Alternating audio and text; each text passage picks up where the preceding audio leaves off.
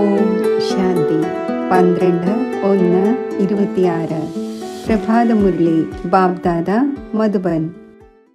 ബാബു പറയുന്നു, മധുരമായ കുട്ടികളെ, നിങ്ങൾക്ക് പാവന ലോകത്തിലേക്ക് പോകേണ്ടതുണ്ട്. അതിനാൽ കാമമാകുന്ന മഹാശത്രുവിൻ്റെ മേൽ ജയം നേടണം. കാമജീത്തും ജഗത് ജീത്തും ആകണം. ചോദ്യം: ഓരോരുത്തർക്കും തൻ്റെ ആക്ടിവിറ്റിയിലൂടെ, അതായത് തൻ്റെ പ്രവൃത്തിയിലൂടെ എല്ലാവർക്കും ഏതൊരു സാക്ഷാത്കാരം കാണിച്ചു കൊടുക്കുവാൻ സാധിക്കും? ഉത്തരം: ഞാൻ ഹംസമാണോ അതോ കൊക്കാണോ? ഇത് ഓരോരുത്തർക്കും തൻ്റെ ആക്ടിവിറ്റിയിലൂടെ എല്ലാവർക്കും സാക്ഷാത്കാരം കാണിച്ചു കൊടുക്കുവാൻ സാധിക്കും. കാരണം ഹംസം ഒരിക്കലും ആർക്കും ദുഃഖം കൊടുക്കുകയില്ല. കൊക്കുകൾ ദുഃഖം കൊടുക്കുന്നു. അവർ വികാരികളായിരിക്കും. കുട്ടികളായ നിങ്ങൾ ഇപ്പോൾ കൊക്കിൽ നിന്നും ഹംസം ആയിരിക്കുന്നു. പവിഴബുദ്ധി ആകുന്ന കുട്ടികളായ നിങ്ങളുടെ കർത്തവ്യമാണ് എല്ലാവരെയും പവിഴബുദ്ധിയാക്കി മാറ്റുക. ഓം ശാന്തി. ഓം ശാന്തി എന്ന് പറയുമ്പോൾ തൻ്റെ സ്വധർമ്മം ഓർമ്മ വരുന്നു, വീടിൻ്റെയും ഓർമ്മ വരുന്നു. എന്നാൽ വീട്ടിൽ ഇരുന്നു പോകരുത്. ബാബയുടെ കുട്ടികളാണ്. അപ്പോൾ തീർച്ചയായും തൻ്റെ സ്വർഗത്തെയും ഓർമ്മിക്കേണ്ടി വരും. അപ്പോൾ ഓം ശാന്തി എന്ന് പറയുന്നതിലൂടെ ഈ മുഴുവൻ ജ്ഞാനവും ബുദ്ധിയിൽ വരുന്നു. ഞാൻ ആത്മാവ് ശാന്ത സ്വരൂപമാണ്. ശാന്തിയുടെ സാഗരമായ ബാബയുടെ കുട്ടിയാണ്. ആരാണോ സ്വർഗം സ്ഥാപിക്കുന്ന അച്ഛൻ, ആ അച്ഛൻ തന്നെയാണ് നമ്മെ പവിത്രവും ശാന്ത സ്വരൂപവും ആക്കുന്നത്. മുഖ്യമായ കാര്യം പവിത്രതയുടേതാണ്. ലോകം തന്നെ പവിത്രവും അപവിത്രവുമാകുന്നു. പവിത്ര ലോകത്തിൽ ഒരാൾ പോലും വികാരിയല്ല. അപവിത്ര ലോകത്തിൽ 5 വികാരങ്ങളുണ്ട്. അതിനാൽ വികാരി ലോകം എന്ന് പറയുന്നു. അതാണ് നിർവികാരി ലോകം. നിർവികാരി ലോകത്തിൽ നിന്നും പടികൾ ഇറങ്ങി ഇറങ്ങി പിന്നെ താഴെ വികാരി ലോകത്തിലേക്ക് വരുന്നു. അതാണ് പാവന ലോകം. ഇതാണ് പതീത ലോകം. അതാണ് പകൽ സുഖം. ഇതാണ് അലയുന്നതിൻ്റെ രാത്രി. പൊതുവായി രാത്രിയിൽ ആരും അലയാറില്ല. എന്നാൽ ഭക്തിയെ അലച്ചിൽ എന്ന് പറയുന്നു. കുട്ടികളായ നിങ്ങൾ ഇപ്പോൾ ഇവിടെ സദ്ഗതി നേടുവാനായി വന്നിരിക്കുന്നു. നിങ്ങളുടെ ആത്മാവിൽ മുഴുവനും പാപമായിരുന്നു. 5 വികാരങ്ങളായിരുന്നു. അതിലും മുഖ്യമായതാണ് കാമവികാരം. അതിലൂടെ തന്നെയാണ് മനുഷ്യൻ പാപാത്മാവാകുന്നത്. ഓരോരുത്തരും തങ്ങൾ പതീതമാണ്, പാപാത്മാവുമാണ് എന്നറിയുന്നുണ്ട്. ഒരു കാമവികാരം കാരണമാണ് സർവ ക്വാളിഫിക്കേഷനും അലങ്കോലമാകുന്നത്. അതിനാൽ ബാബു പറയുന്നു, കാമത്തെ ജയിക്കൂ, എങ്കിൽ നിങ്ങൾ ജഗത് ജീത്, അതായത് പുതിയ വിശ്വത്തിൻ്റെ അധികാരിയാകും. അപ്പോൾ ഉള്ളിൽ ഇത്രയും സന്തോഷം ഉണ്ടായിരിക്കേണ്ടതാണ്. മനുഷ്യർ പതീതമാകുന്നു. അപ്പോൾ ഒന്നും തന്നെ മനസ്സിലാക്കുന്നില്ല. ബാബു മനസ്സിലാക്കിച്ചു തരുന്നു, ഒരു വികാരവും ഉണ്ടായിരിക്കുവാൻ പാടില്ല. മുഖ്യമായതാണ് കാമവികാരം. ഇതിന്മേൽ എത്ര കോലാഹലങ്ങൾ ഉണ്ടാകുന്നു. വീടുകൾ തോറും എത്ര അശാന്തിയും നിലവിളിയും ഉണ്ടാകുന്നു. ഈ സമയം ലോകത്തിൽ എന്തുകൊണ്ടാണ് നിലവിളികൾ ഉള്ളത്? കാരണം പാപാത്മാക്കളാണ്. വികാരങ്ങൾ കാരണം തന്നെയാണ് അസുരൻ എന്ന് പറയുന്നത്. ഇപ്പോൾ നിങ്ങൾ മനസ്സിലാക്കുന്നു, ഈ സമയം ലോകത്തിൽ ഉപയോഗമുള്ള ഒരു വസ്തുവുമില്ല. വൈക്കോൽ കൂനയ്ക്ക് തീ പിടിക്കേണ്ടതുണ്ട്. എന്തെല്ലാം ഈ കണ്ണുകൾ കൊണ്ട് കാണുന്നുവോ എല്ലാത്തിനും തീ പിടിക്കും. ആത്മാവിന് തീ പിടിക്കുന്നില്ല. ആത്മാവാണെങ്കിൽ സദാ ഇൻഷുർ ചെയ്തതുപോലെയാണ്, സദാ ജീവിച്ചിരിക്കുന്നു. ആത്മാവിനെ എപ്പോഴെങ്കിലും ഇൻഷുർ ചെയ്യിക്കാറുണ്ടോ? ശരീരത്തെയാണ് ഇൻഷുർ ചെയ്യിക്കുന്നത്. ആത്മാവ് അവിനാശിയാണ്. കുട്ടികൾക്ക് മനസ്സിലാക്കിച്ചു തന്നിട്ടുണ്ട്, ഇത് കളിയാണ്. ആത്മാവാണെങ്കിൽ മുകളിൽ വസിക്കുന്ന ഒന്നാണ്. 5 തത്വങ്ങളിൽ നിന്നും തികച്ചും വേറെയാണ്. 5 തത്വങ്ങൾ കൊണ്ടാണ് മുഴുവൻ ലോകത്തെ സാമഗ്രികൾ ഉണ്ടാകുന്നത്. ആത്മാവാണെങ്കിൽ ഉണ്ടാകുന്നതല്ല. ആത്മാവ് സദാ ഉള്ളത് തന്നെയാണ്. കേവലം പുണ്യാത്മാവും പാപാത്മാവുമാകുന്നു. ആത്മാവിൽ തന്നെയാണ് പുണ്യാത്മാവെന്നും പാപാത്മാവെന്നും ഉള്ള പേരുകൾ വരുന്നത്. 5 വികാരങ്ങൾ കാരണം എത്ര മോശമായി പോകുന്നു. ഇപ്പോൾ ബാബ വന്നിരിക്കുകയാണ് പാപങ്ങളിൽ നിന്നും മോചിപ്പിക്കുവാൻ. വികാരങ്ങൾ തന്നെയാണ് മുഴുവൻ ക്യാരക്ടറിനെയും അലങ്കോലമാക്കുന്നത്. ക്യാരക്ടർ എന്ന് എന്തിനെയാണ് പറയുന്നത് എന്നതും മനസ്സിലാക്കുന്നില്ല. ഇതാണ് ഉയർന്നതിലും ഉയർന്ന ആത്മീയ ഗവൺമെന്റ്. പാണ്ഡവ ഗവൺമെന്റ് എന്ന് പറയാതെ നിങ്ങൾക്ക് ഈശ്വരീയ ഗവൺമെന്റ് എന്ന് പറയുവാൻ സാധിക്കും. നിങ്ങൾ മനസ്സിലാക്കുന്നുണ്ട്, നമ്മൾ ഈശ്വരീയ ഗവൺമെന്റ് ആണ്. ഈശ്വരീയ ഗവൺമെന്റ് എന്താണ് ചെയ്യുന്നത്? ആത്മാക്കളെ പവിത്രമാക്കി ദേവതയാക്കുന്നു. ഇല്ലെങ്കിൽ പിന്നെ ദേവതമാർ എവിടെ നിന്നും വരുവാനാണ്? ഇത് ആരും തന്നെ അറിയുന്നില്ല. ഇവരും മനുഷ്യർ തന്നെയാണ്. പക്ഷേ ദേവത എങ്ങനെയാണായത്? ആരാണാക്കിയത്? ദേവതമാർ ഉണ്ടായിരിക്കുന്നത് തന്നെ സ്വർഗത്തിലാണ്. അവരെ സ്വർഗവാസി ആരാണാക്കിയത്? സ്വർഗവാസികൾ പിന്നെ തീർച്ചയായും നരകവാസിയാകുന്നു, വീണ്ടും സ്വർഗവാസിയാകുന്നു. ഇതും നിങ്ങൾ അറിഞ്ഞിരുന്നില്ല. അപ്പോൾ പിന്നെ മറ്റുള്ളവർ എങ്ങനെ അറിയുവാനാണ്? ഇപ്പോൾ നിങ്ങൾ മനസ്സിലാക്കുന്നുണ്ട്, ഡ്രാമ തയ്യാറാക്കപ്പെട്ടതാണ്. ഇത്രയും ആക്ടേഴ്സ് ഉണ്ട്. ഈ കാര്യങ്ങളെല്ലാം ബുദ്ധിയിൽ ഉണ്ടായിരിക്കേണ്ടതാണ്. പഠനം ബുദ്ധിയിൽ ഉണ്ടായിരിക്കേണ്ടതാണല്ലോ. പവിത്രവും തീർച്ചയായും ആകണം. പതീതമാകുന്നത് വളരെ മോശമായ കാര്യമാണ്. ആത്മാവ് തന്നെയാണ് പതീതമാകുന്നത്. അന്യോന്യം പതീതമാകുന്നു. പതീതരെ പാവനമാക്കുക, ഇത് നിങ്ങളുടെ ജോലിയാണ്. പാവനമാകൂ, എങ്കിൽ പാവന ലോകത്തിലേക്ക് പോകും. ഇത് ആത്മാവ് മനസ്സിലാക്കുന്നുണ്ട്. ആത്മാവില്ലെങ്കിൽ ശരീരത്തിനും നിലനിൽക്കുവാൻ സാധിക്കില്ല. റെസ്പോൺസ് ലഭിക്കുകയില്ല. ആത്മാവിനറിയാം, നമ്മൾ യഥാർത്ഥത്തിൽ പാവന ലോകത്ത് വസിക്കുന്നവരാണ്. ഇപ്പോൾ ബാബ മനസ്സിലാക്കിച്ചു തന്നു, നിങ്ങൾ തീർത്തും അവിവേകികൾ ആയിരുന്നു. അതിനാൽ പതീത ലോകത്തിന്റെ യോഗ്യരായിരിക്കുകയാണ്. ഏതുവരെ പാവനമാകുന്നില്ല അതുവരെ സ്വർഗത്തിന് യോഗ്യരാകാൻ സാധിക്കില്ല. സ്വർഗത്തിന്റെ താരതമ്യവും സംഗമത്തിലാണ് ചെയ്യുന്നത്. അവിടെ താരതമ്യം ചെയ്യുവാൻ സാധിക്കില്ല. ഈ സംഗമയുഗത്തിൽ തന്നെയാണ് നിങ്ങൾക്ക് മുഴുവൻ ജ്ഞാനവും ലഭിക്കുന്നത്. പവിത്രമാകുന്നതിൻ്റെ അസ്ത്രശസ്ത്രങ്ങൾ ലഭിക്കുന്നു. പതീത പാവനായ ബാബ നമ്മെ ഇങ്ങനെ പാവനമാക്കി മാറ്റൂ എന്ന് ഒന്നിനോട് തന്നെയാണ് പറയുന്നത്. ഇവർ സ്വർഗത്തിന്റെ അധികാരികൾ ആയിരുന്നുവല്ലോ. നിങ്ങൾ അറിയുന്നുണ്ട്, നമ്മൾ തന്നെയാണ് സ്വർഗത്തിന്റെ അധികാരിയായിരുന്നത്. പിന്നെ 84 ജന്മങ്ങളെടുത്ത പതീതമായിരിക്കുന്നു. ശ്യാമവും സുന്ദരവും.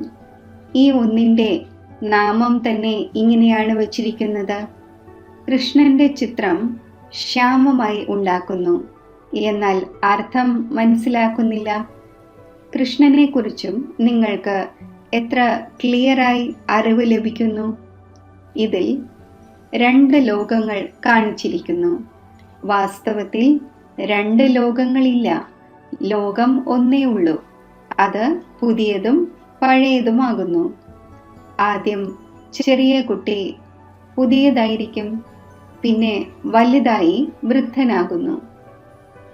നിങ്ങൾ മനസ്സിലാക്കിച്ചു കൊടുക്കുന്നതിനു വേണ്ടി എത്ര പ്രയത്നിക്കുന്നു.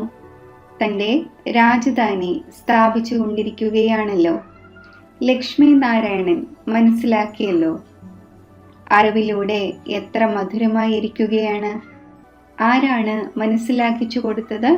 ഭഗവാൻ. യുദ്ധത്തിൻ്റെയും മറ്റും കാര്യമേ ഇല്ല. ഭഗവാൻ എത്ര അറിവുള്ളവനാണ്, നോളജ്ഫുള്ളാണ്, എത്ര പവിത്രമാണ്. ശിവന്റെ ചിത്രത്തിന് മുന്നിൽ എല്ലാ മനുഷ്യരും പോയി നമിക്കുന്നു. പക്ഷേ അത് ആരാണ്, എന്തു ചെയ്യുന്നു, ഇത് ആരും അറിയുന്നില്ല. ശിവകാശി വിശ്വനാഥ ഗംഗ കേവലം ഇങ്ങനെ പറഞ്ഞുകൊണ്ടിരിക്കുന്നു. അർത്ഥം അല്പം പോലും മനസ്സിലാക്കുന്നില്ല. മനസ്സിലാക്കിച്ചു കൊടുക്കുകയാണെങ്കിൽ പറയും, നിങ്ങൾ നമുക്ക് എന്ത് മനസ്സിലാക്കിക്കുവാനാണ്? നമ്മളാണെങ്കിൽ വേദശാസ്ത്രങ്ങളും മറ്റുമെല്ലാം പഠിച്ചിട്ടുണ്ട്. എന്നാൽ രാമരാജ്യം എന്ന് എന്തിനെയാണ് പറയുന്നത്? ഇത് ആരും അറിയുന്നില്ല. രാമരാജ്യം എന്ന് സത്യയുഗത്തെ, പുതിയ ലോകത്തെയാണ് പറയുന്നത്. ധാരണയാകുന്ന നിങ്ങളും നമ്പർ വാറാണ്. ചിലരാണെങ്കിൽ മറന്നും പോകുന്നു. കാരണം തികച്ചും കല്ല് ബുദ്ധിയായിരിക്കുകയാണ്. അതിനാൽ ഇപ്പോൾ ആരാണോ പവിഴ ബുദ്ധിയായത് അവരുടെ ജോലിയാണ് മറ്റുള്ളവരെയും പവിഴ ബുദ്ധിയാക്കുക. കല്ല് ബുദ്ധിയുടെ ആക്ടിവിറ്റി അത് തന്നെ തുടർന്നുകൊണ്ടിരിക്കും. കാരണം ഹംസവും കൊക്കും ആയല്ലോ. ഹംസം ഒരിക്കലും ആർക്കും ദുഃഖം കൊടുക്കുന്നില്ല. കൊക്ക് ദുഃഖം കൊടുക്കുന്നു. ചിലരുണ്ട്, അവരുടെ പെരുമാറ്റം തന്നെ കൊക്കിനെ പോലെയാണ്. അവരിൽ എല്ലാ വികാരവുമുണ്ട്. ഇവിടെയും ഇങ്ങനെ വളരെയധികം വികാരികൾ വരുന്നു. അവരെ അസുരൻ എന്ന് പറയുന്നു. തിരിച്ചറിവ് ഉണ്ടായിരിക്കുന്നില്ല. വളരെയധികം സെന്റേഴ്സിലും വികാരികൾ വരുന്നു. ഒഴിവ് കഴിവ് ഉണ്ടാക്കുന്നു, നമ്മൾ ബ്രാഹ്മണനാണ് എന്ന്. പക്ഷേ അസത്യമാണ്. ഇതിനെ പറയുന്നത് തന്നെ അസത്യലോകം എന്നാണ്. അത് പുതിയ ലോകമായ സത്യലോകമാണ്. ഇപ്പോൾ സംഗമമാണ്. എത്ര വ്യത്യാസമുണ്ടായിരിക്കുന്നു. ആരാണോ അസത്യം പറയുന്നവർ, അസത്യമായ കാര്യം ചെയ്യുന്നവർ, അവർ 3rd ഗ്രേഡ് ആകുന്നു. 1st ഗ്രേഡും 2nd ഗ്രേഡും ഉണ്ടായിരിക്കുന്നുവല്ലോ. ബാബ പറയുന്നു, പവിത്രതയുടെയും പൂർണ്ണ തെളിവ് നൽകണം. ഇവർ 2 പേരും ഒരുമിച്ചിരുന്ന് പവിത്രമായി കഴിയുന്നത് ഇമ്പോസിബിൾ ആണ് എന്ന് ചിലർ പറയുന്നു. അപ്പോൾ കുട്ടികൾ മനസ്സിലാക്കിച്ചു കൊടുക്കണം. യോഗബലം ഇല്ലാത്തത് കാരണം ഇത്രയും സഹജമായ കാര്യം പോലും പൂർണ്ണമായ രീതിയിൽ മനസ്സിലാക്കിച്ചു കൊടുക്കുവാൻ സാധിക്കുന്നില്ല. ഇവിടെ നമ്മളെ ഭഗവാനാണ് പഠിപ്പിക്കുന്നത് എന്ന കാര്യം അവരെ ആരും മനസ്സിലാക്കിക്കുന്നില്ല. ആ ഒന്ന് പറയുന്നു, പവിത്രമാകുന്നതിലൂടെ നിങ്ങൾ 21 ജന്മം സ്വർഗത്തിലെ അധികാരിയാകും. അതാണ് പവിത്ര ലോകം. പവിത്ര ലോകത്തിൽ പതീതർ ആരും ഉണ്ടാവുക സാധ്യമല്ല. 5 വികാരങ്ങളെയില്ല. അതാണ് വൈസ്ലെസ് വേൾഡ്. ഇതാണ് വിഷ്യസ് വേൾഡ്. നമുക്ക് സത്യയുഗത്തിന്റെ ചക്രവർത്തി പദം ലഭിക്കുന്നു. അപ്പോൾ നമ്മൾ ഒരു ജന്മത്തേക്ക് വേണ്ടി എന്തുകൊണ്ട് പാവനമായി കൂടാ? നമുക്ക് വലിയ ലോട്ടറിയാണ് ലഭിക്കുന്നത്. അപ്പോൾ സന്തോഷമുണ്ടാകുന്നു. ദേവി ദേവന്മാർ പവിത്രമാണല്ലോ. അപവിത്രത്തിൽ നിന്നും പവിത്രവും ബാബ തന്നെയാണ് ആക്കുന്നത്. അപ്പോൾ പറഞ്ഞു കൊടുക്കണം, നമുക്ക് ഈ ടെംപ്റ്റേഷൻ ഉണ്ട്. ബാബ തന്നെയാണ് ഇങ്ങനെയാക്കി മാറ്റുന്നത്. ബാബയ്ക്കല്ലാതെ മറ്റാർക്കും പുതിയ ലോകം ഉണ്ടാക്കുവാൻ സാധിക്കില്ല. മനുഷ്യനിൽ നിന്നും ദേവതയാക്കുവാൻ ഭഗവാൻ തന്നെയാണ് വരുന്നത്. ആ ഒന്നിൻ്റെ രാത്രി പാടപ്പെടുന്നു. ഇതും മനസ്സിലാക്കിച്ചു തന്നു. ജ്ഞാനം, ഭക്തി, വൈരാഗ്യം. ജ്ഞാനവും ഭക്തിയും പകുതി പകുതിയാണ്. ഭക്തിക്ക് ശേഷമാണ് വൈരാഗ്യം. ഇപ്പോൾ വീട്ടിലേക്ക് പോകണം. ഈ ശരീരമാകുന്ന വസ്ത്രം മാറ്റണം. ഈ മോശമായ ലോകത്തിൽ ഇരിക്കേണ്ടതില്ല. 84ന്റെ ചക്രം ഇപ്പോൾ പൂർത്തിയായി. ഇപ്പോൾ ശാന്തിധാമം വഴി പോകേണ്ടതുണ്ട്. ആദ്യം അൽഫിൻ്റെ, അതായത് ബാബയുടെ കാര്യം മറക്കരുത്. ഇതും കുട്ടികൾ മനസ്സിലാക്കുന്നുണ്ട്. ഈ പഴയ ലോകം സമാപ്തമാകേണ്ടതുണ്ട്. ബാബ പുതിയ ലോകം സ്ഥാപിക്കുകയാണ്. ബാബ അനേകം തവണ വന്നിട്ടുണ്ട് സ്വർഗം സ്ഥാപിക്കുവാൻ. നരകത്തിൻ്റെ വിനാശമുണ്ടാകണം. നരകം എത്ര വലുതാണ്, സ്വർഗം എത്ര ചെറുതാണ്. പുതിയ ലോകത്തിൽ ഒരേ ഒരു ധർമ്മമാണ് ഉണ്ടായിരിക്കുന്നത്. ഇവിടെ അനേകം ധർമ്മങ്ങളുണ്ട്. ഒരു ധർമ്മം ആരാണ് സ്ഥാപിച്ചത്? ബ്രഹ്മാവല്ല സ്ഥാപിച്ചത്. ബ്രഹ്മാവ് തന്നെയാണ് പതീതവും പിന്നെ പാവനവുമാകുന്നത്. എന്നെക്കുറിച്ച് പതീത് സോ പാവൻ എന്ന് പറയുകയില്ല. പാവനമായിരിക്കുമ്പോഴാണ് ലക്ഷ്മി നാരായണൻ എന്ന നാമമുള്ളത്. ബ്രഹ്മാവിൻ്റെ പകൽ, ബ്രഹ്മാവിൻ്റെ രാത്രി. ഇത് പ്രജാപിതാവാണല്ലോ. ശിവ് ബാബയെ അനാദിയായ ക്രിയേറ്റർ എന്ന് പറയുന്നു. അനാദി എന്ന വാക്ക് ബാബയെക്കുറിച്ചുള്ളതാണ്. ബാബ അനാദിയാണ്. അപ്പോൾ ആത്മാക്കളും അനാദിയാണ്. കളിയും അനാദിയാണ്. മുൻകൂട്ടി തയ്യാറാക്കപ്പെട്ട ഡ്രാമയാണ്. സ്വ ആത്മാവിന് സൃഷ്ടിചക്രത്തിൻ്റെ ആദി മധ്യ അന്ത്യത്തിൻ്റെ ഡ്യൂറേഷൻ്റെ ജ്ഞാനം ലഭിക്കുന്നു. ഇത് ആരാണ് നൽകിയത്? ബാബ. നിങ്ങൾ 21 ജന്മത്തേക്ക് നാഥനുള്ളവരാകുന്നു. പിന്നെ രാവണന്റെ രാജ്യത്തിൽ അനാഥരായി പോകുന്നു. ഇവിടെ നിന്ന് തന്നെ ക്യാരക്ടർ അലങ്കോലമാകുന്നു. വികാരങ്ങളുണ്ടല്ലോ. ബാക്കി 2 ലോകങ്ങളില്ല. മനുഷ്യർ പിന്നെ മനസ്സിലാക്കുന്നു നരകവും സ്വർഗവും എല്ലാം ഒരുമിച്ചാണ് നടക്കുന്നത് എന്ന്. ഇപ്പോൾ കുട്ടികളായി നിങ്ങൾക്ക് എത്ര ക്ലിയറായി മനസ്സിലാക്കിച്ചു തരുന്നു. ഇപ്പോൾ നിങ്ങൾ ഗുപ്തമാണ്. ശാസ്ത്രങ്ങളിൽ എന്തെല്ലാം കാര്യങ്ങളാണ് എഴുതിയിരിക്കുന്നത്. എത്ര കെട്ടുപിണഞ്ഞു കിടക്കുകയാണ്. ബാബയ്ക്കല്ലാതെ മറ്റാർക്കും നേരെയാക്കുവാൻ സാധിക്കില്ല. ആ ഒന്നിനെ തന്നെയാണ് വിളിക്കുന്നത്. നമ്മൾ ഒരു ഉപയോഗവും ഇല്ലാത്തതായിരിക്കുന്നു. വന്ന് പാവനമാക്കി മാറ്റി നമ്മുടെ ക്യാരക്ടർ നേരെയാക്കൂ എന്ന്. നിങ്ങളുടെ ക്യാരക്ടർ എത്ര നന്നാവുന്നു. ചിലരാണെങ്കിൽ നന്നാകുന്നതിന് പകരം കൂടുതൽ മോശമാകുന്നു. പെരുമാറ്റത്തിലൂടെയും അറിയാൻ കഴിയുന്നു. ഇന്ന് മഹാരഥി എന്നും ഹംസമെന്നും പറയുന്നു. നാളെ കൊക്കായി മാറുന്നു. സമയമെടുക്കുന്നില്ല. മായയും ഗുപ്തമാണല്ലോ. ക്രോധത്തെ കാണുവാൻ കഴിയില്ല. കുരയ്ക്കുമ്പോൾ പിന്നെ അത് പുറത്തു വരുമ്പോൾ കാണപ്പെടുന്നു. പിന്നെ ആശ്ചര്യത്തോടെ കേൾക്കുന്നു, പറഞ്ഞു കൊടുക്കുന്നു, ഓടിപ്പോകുന്നവരാകുന്നു. എത്ര വീണു പോകുന്നു. പൂർണ്ണമായും കല്ലായി പോകുന്നു. ഇന്ദ്രപ്രസ്ഥത്തിൻ്റെയും കാര്യമുണ്ടല്ലോ. അറിയുവാൻ കഴിയുക തന്നെ ചെയ്യുന്നു. അങ്ങനെയുള്ളവർ പിന്നെ സഭയിലേക്ക് വരാൻ പാടില്ല. കുറച്ചധികം ജ്ഞാനം കേട്ടുവെങ്കിൽ സ്വർഗത്തിൽ വരിക തന്നെ ചെയ്യുന്നു. ജ്ഞാനത്തിൻ്റെ വിനാശം ഉണ്ടാവുകയില്ല. ഇപ്പോൾ ബാബു പറയുന്നു, നിങ്ങൾക്ക് പുരുഷാർത്ഥം ചെയ്ത് ഉയർന്ന പദവി നേടണം. അഥവാ വികാരത്തിൽ പോയി എങ്കിൽ പദവി ഭ്രഷ്ടമാക്കും. സൂര്യവംശിയും ചന്ദ്രവംശിയുമാകും. പിന്നെ വൈശ്യവംശി, ശൂദ്രവംശി. ഇപ്പോൾ നിങ്ങൾ മനസ്സിലാക്കുന്നുണ്ട് ഈ ചക്രം എങ്ങനെയാണ് തിരിയുന്നത്.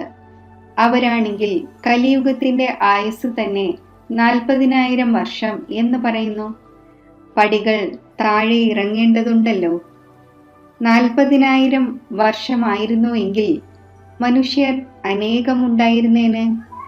5,000 വർഷത്തിൽ തന്നെ ഇത്രയും മനുഷ്യരുണ്ട്. അവർക്ക് കഴിക്കാൻ പോലും ലഭിക്കുന്നില്ല. അപ്പോൾ ഇത്രയും ആയിരക്കണക്കിന് വർഷങ്ങളിൽ എത്ര വർധനവുണ്ടാകുമായിരുന്നേനെ.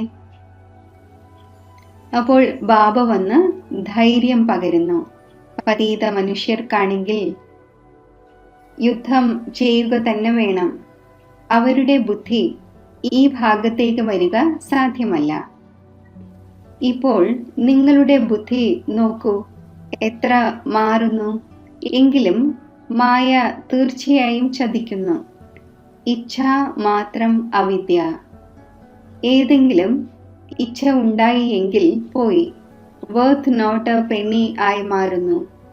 അതായത് ചില്ലി കാശിന് വിലയില്ലാതായി മാറുന്നു.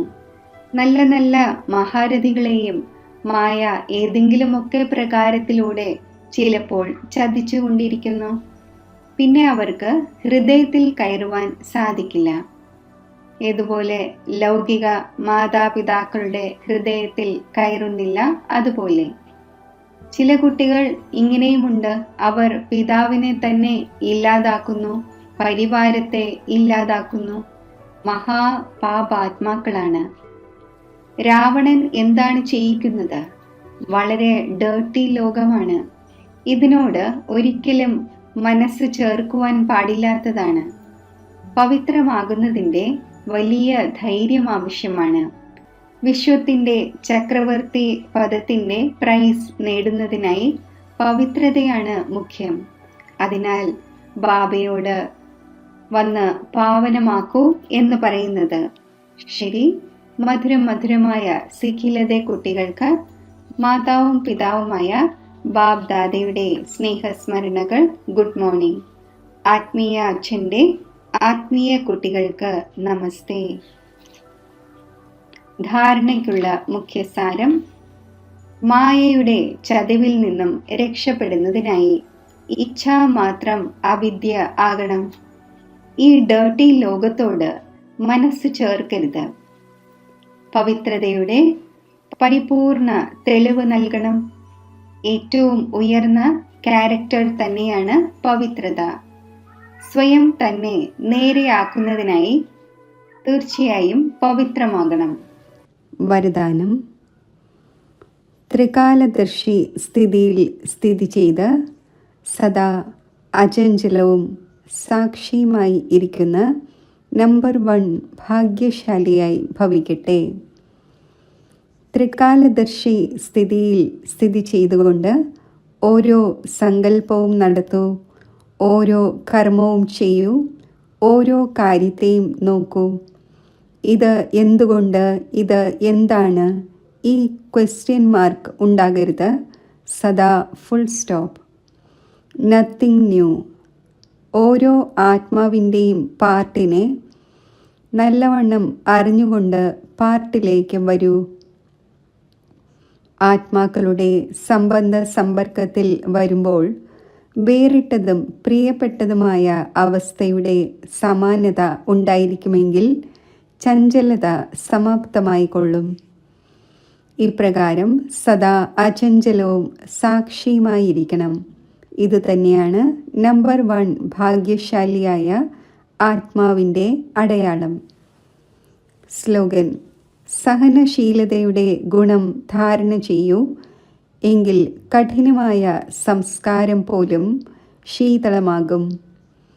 അവ്യക്ത സൂചന: ഈ അവ്യക്ത മാസത്തിൽ ബന്ധനമുക്തമായിരുന്ന് ജീവൻ മുക്ത സ്ഥിതി അനുഭവിക്കൂ.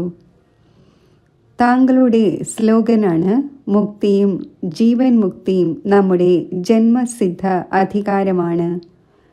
പരംധാമത്തിലാണെങ്കിൽ മുക്തി എന്താണ്, ജീവൻ മുക്തി എന്താണ് എന്ന് അറിയുവാനേ കഴിയില്ല. ഇതിൻ്റെ അനുഭവം ഈ ബ്രാഹ്മണ ജീവിതത്തിൽ ഇപ്പോഴാണ് ചെയ്യേണ്ടത്. ഓം ശാന്തി.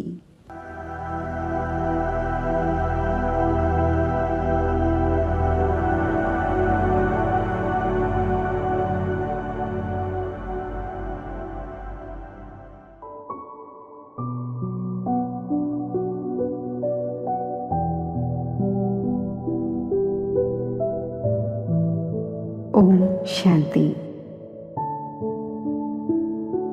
ഞാൻ അശരീരി ആത്മസ്വരൂപത്തിൽ സ്ഥിതി ചെയ്യുന്നു. എൻ്റെ അകാല സിംഹാസനത്തിൽ ഒരു പ്രകാശബിന്ദുവായി തിളങ്ങുന്ന ഞാൻ ശാന്തസ്വരൂപമാണ്.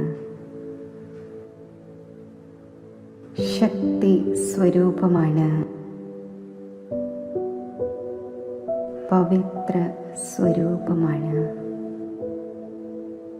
സ്മൃതിയുടെ ശക്തി കൊണ്ട് ഞാൻ എൻ്റെ ഡബിൾ ലൈറ്റ് സ്വരൂപം എമർജ് ചെയ്ത്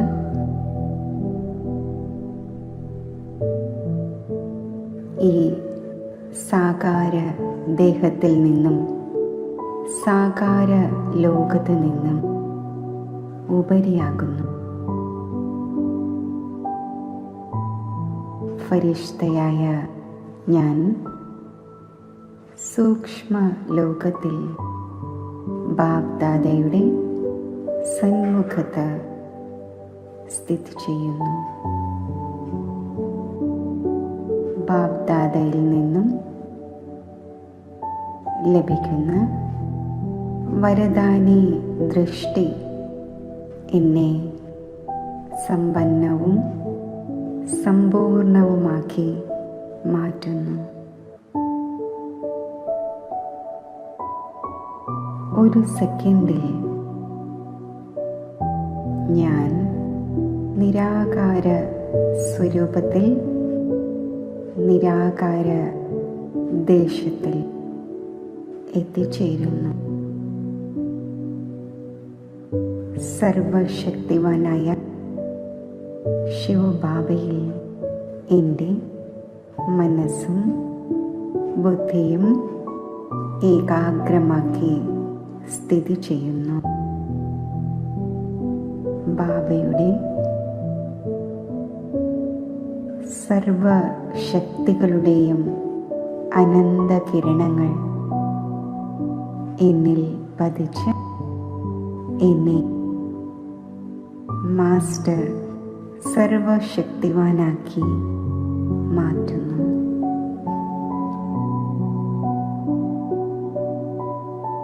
ഈ ശക്തിശാലി സ്ഥിതി പ്രാപ്തമാക്കി ഞാൻ ഡബിൾ ലൈറ്റ് സ്വരൂപ സ്ഥിതിയിൽ അകാല സിംഹാസനത്തിലേക്ക് മടങ്ങി വരുന്നു.